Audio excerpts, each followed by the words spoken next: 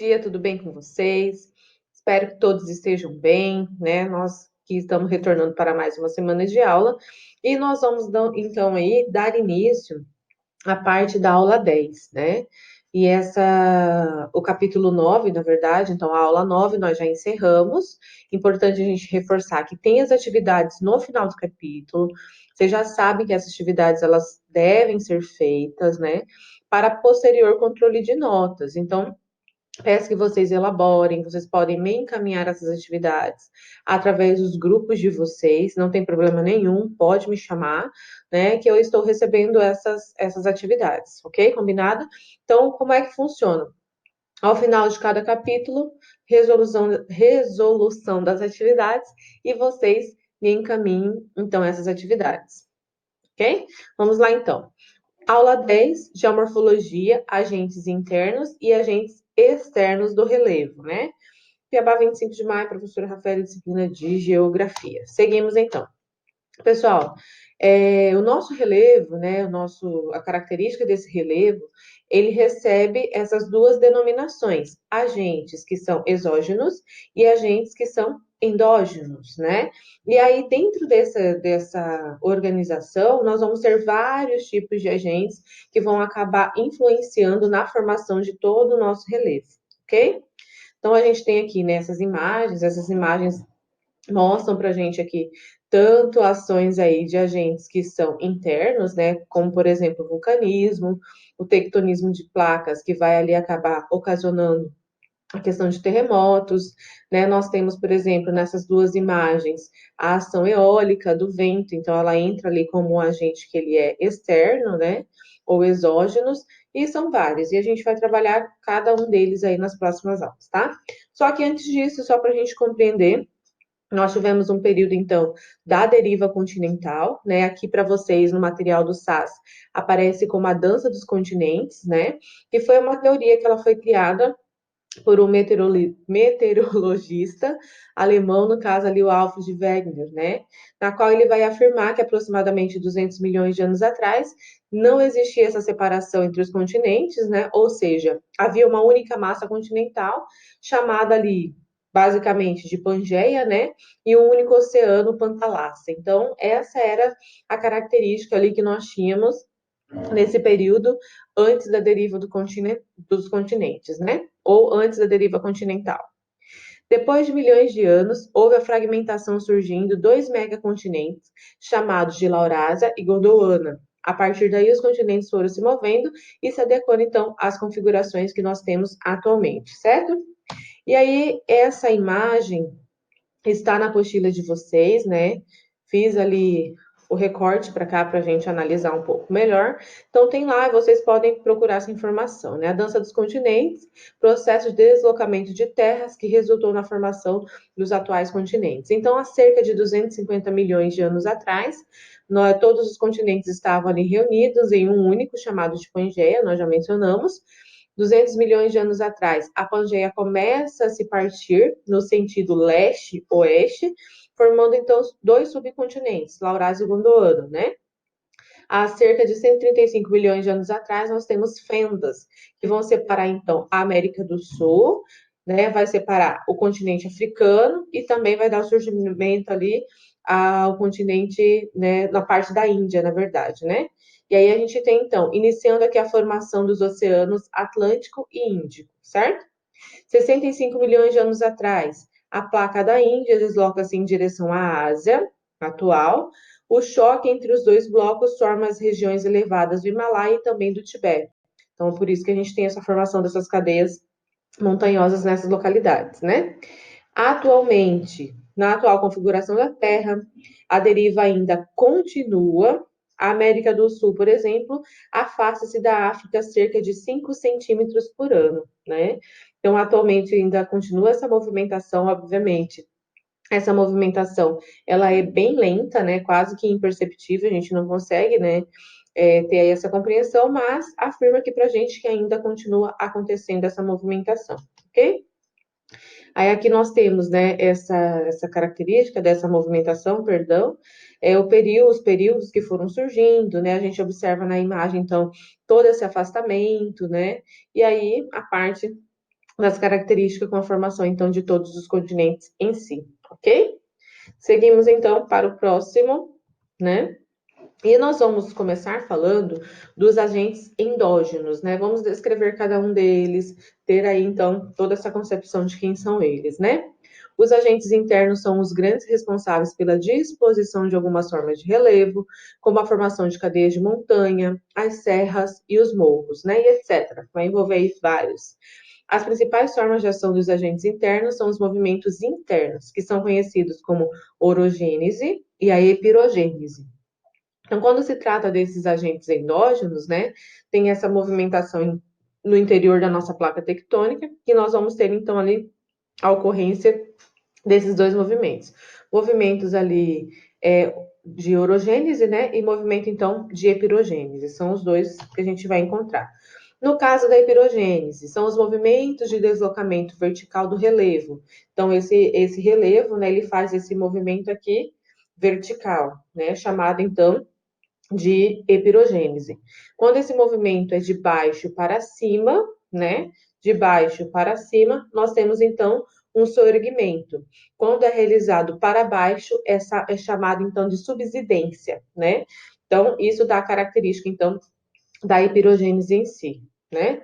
Sentido para cima, soerguimento. Sentido para baixo, subsidência, certo? Orogênese é quando os movimentos tectônicos ocorrem horizontalmente, são responsáveis pela constituição ali das cadeias de montanhas, né? Então, esse movimento ele ocorre aí de forma horizontal, né? Ele vai fazer este movimento em forma horizontal, que vai dar, então, as características da formação das cadeias montanhosas em si.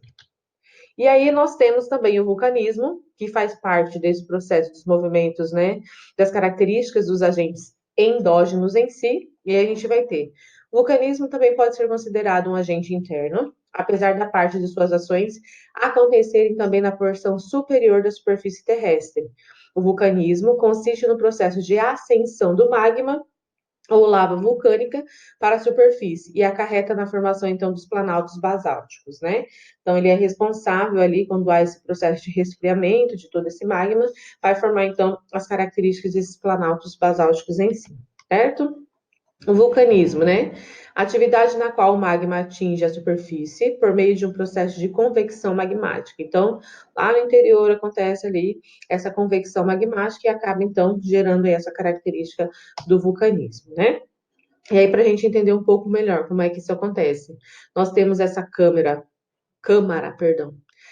magmática, né? E essa câmara magmática, então, ela vai, sim, ter esse sentido vertical que a gente observa, criação, então, desse magma ou lava vulcânica, né? Formação ali de crateras, tem algumas áreas a formação de chaminés, né? Que a gente observa, formação também de cone vulcânico e piroclastos, né? Os piroclastos são aqueles fragmentos que nem a gente observa aqui nessa imagem anterior, né? São considerados aí de piroclastos, que são emitidos, então, ali em contato com a nossa superfície em si, ok? Os fluxos piroclastos, né? Bombas cinzas e derrames de lava podem causar efeitos devastadores nas áreas próximas aos vulcões. Atividades explosivas podem levar ao colapso das partes laterais dos vulcões ou ao colapso de domos ali formados no topo, né? Além disso, as erupções podem desestabilizar as encostas, gerando fluxos de lama, que podem ser mais mortais que a própria erupção em si. Um exemplo foi o fluxo de lama na Colômbia, após a erupção do vulcão Nevado del Ruiz, né, Tolima, no México, em 1985, que acabou matando ali cerca de 23 mil pessoas. Então, acaba que esses fluxos piroclásticos, eles são altamente aí prejudiciais, né, à vida, ok? E aí nós temos, então, esse vulcão nevado, né, del Ruiz, que acabou causando ali a morte de cerca de 23 mil pessoas no ano de 1985, ok? Aqui, pessoal, você já deve ter escutado falar dessa parte desse círculo de fogo, que são as áreas ali mais propícias, então, à ocorrência desse processo de vulcanismo em si, tá? Então, aí a gente tem toda essa parte, todo esse recorte, né, que fazem aqui nas características dos continentes, que são as áreas, então, mais propícias à ocorrência desses processos de vulcanismo.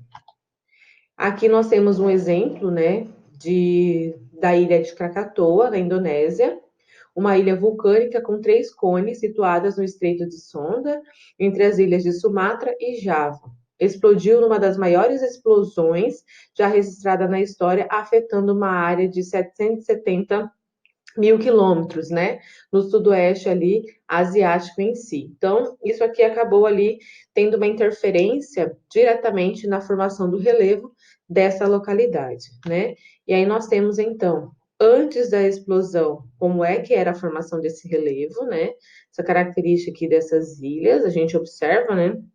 Os dois planos aqui, e nós temos então essa explosão, né, posterior. Então, a formação do relevo ali, ela é toda fragmentada, né? E aí, para quem nunca tinha escutado falar, então, chamada aí a Ilha de Krakatoa em si, ok? E aqui também mais um exemplo, né, de como é que essas imagens de satélites, como é que estão atualmente à disposição aí desse relevo, certo? Acabou modificando ali, né, diretamente. E aí a gente se questiona, né? Quantos vulcões ativos há no nosso planeta Terra? Existem aproximadamente cerca de 1.500 vulcões ativos em todo o planeta Terra, né? Sim, pois em outros planetas do Sistema Solar também existem vulcões. Anualmente, em nosso planeta, cerca de 70 vulcões entram em erupção, né? Então, no sentido ali anual, nós vamos ter aí essa evidência ocorrendo ali por cerca de 70 vulcões entrando em erupção, né? Países com o maior número de vulcões ativos. Os países que possuem maior número de vulcões ativos são Chile, Japão, Indonésia, Estados Unidos, incluindo o Havaí e a Rússia. Esses países estão no círculo de fogo, em área em que ocorre mais atividades sísmicas e de vulcanismo também, que foi esse slide anterior aqui, né? Então, eles estão localizados nessas partes, que é uma área mais evidente ao processo de vulcanismo, né? E também tectonismo de placas, certo? Então, a gente continua lá, né? Vulcão ativo há mais tempo. Estamos falando do Iaçur, localizado na ilha de Tana, né? Em Vanuatu, isso aí, em erupção constante há cerca de 111 anos, né? E durante esse período de mais de um século, os intervalos entre as erupções foram curtos, muitas vezes variando ali de 3 a 4 minutos, né? Considerando então essas erupções que são leves. Então, há cerca de 111 anos, né? Mais de um século aí, a gente tem então a ocorrência desse vulcão que a gente está falando aí, que é o Iaçur. Ok? Tranquilo? Continuemos, né? O maior vulcão do mundo. O maior vulcão do mundo em terras emersas, né? É o Mauna Loa, com 4.169 metros de altura e 90 quilômetros de largura. Olha o tamanho deste vulcão. Localizado no Havaí, sua última erupção foi registrada no ano de 1984. Mauna Loa é o maior em largura, pois o mais alto é o Salado, perdão, né? Orros del Salado, no Atacama, no Chile. Então, ele é o maior, né, em questão aí de altitude, com aproximadamente 6.893 metros, certo? E aí a gente pode classificar, então, essas erupções no formato de 3, tá? Então, nós temos ali erupções que elas são efusivas. No caso das erupções efusivas, elas vão emitir a lava, né? As erupções ali explosivas, elas vão emitir fragmentos de rochas sólidas, que são os chamados piroclastos, que nós já mencionamos, e também pode ocorrer a mista, né? Emitem lavas e emitem também os piroclastos, né? E a gente observa que a erupção efusiva, que a gente já mencionou, né? A emissão dessa lava, a atividade vulcânica com a erupção ali explosiva, no caso, referente aqui nessa imagem, né? E a erupção mista, que acontece, então, as duas formas, tá? E nós temos também características ali de vulcões que são ativos, né? A gente pode mencionar, classificar como ativos, os vulcões que são dormentes e os vulcões que são passivos, presente então em toda a nossa crosta terrestre, certo? E aí fica aqui para a gente o vulcanismo no Brasil. Essas áreas de vulcanismo ficou meio sobreposto aqui, mas a gente consegue realizar a leitura, tá? Então, nesse caso, o vulcanismo no Brasil. No Brasil, não há vulcões ativos, pois o relevo brasileiro formou-se em períodos geológicos antigos, há milhões de anos. Dessa forma, os vulcões que aqui existiram nesse período tornaram-se extintos, não ativos, tá?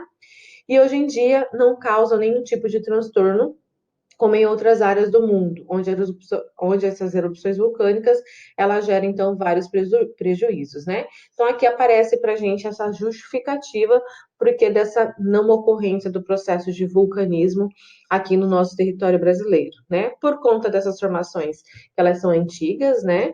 E acaba ali ocorrendo há milhões e milhões e milhões de anos, certo, pessoal? Então a gente para aqui nesse slide, na situação do vulcanismo no Brasil, e na próxima aula em diante, a gente segue aí com o nosso conteúdo. Pessoal, muito obrigada pela aula de hoje. Até a próxima aula. A gente vai se encontrando aí, certo? Abraço para todos vocês.